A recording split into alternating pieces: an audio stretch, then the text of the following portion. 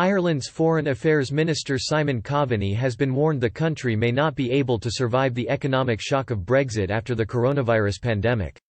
Amid fears of a no-deal Brexit, the minister was warned it is now vital for Ireland to protect its trade link with the UK according to government briefing papers.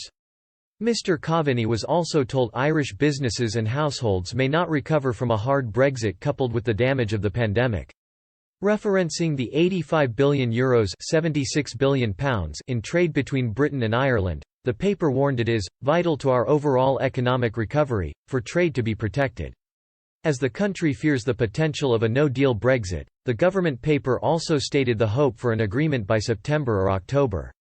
The official briefing document seen by the Irish Times said, "Ireland is facing into Brexit from a fundamentally different economic starting point than for a no-deal Brexit in 2019. The capacity of households and businesses to manage a second economic shock will be more limited."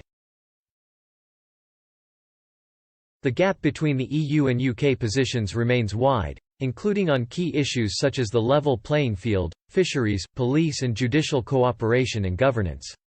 For progress to be achieved, it will be necessary for the UK position to move considerably in the direction of what they had agreed to under the political declaration.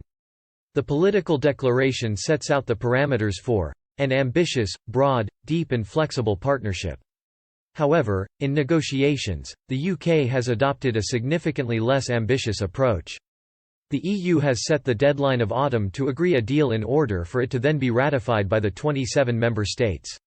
Last week, the two sides concluded the latest round of talks without making much substantial progress.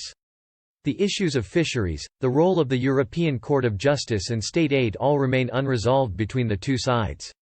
Following the latest round of talks, the UK's negotiator, David Frost, stated the UK would continue to push for a deal similar to that of the EU-Canada agreement.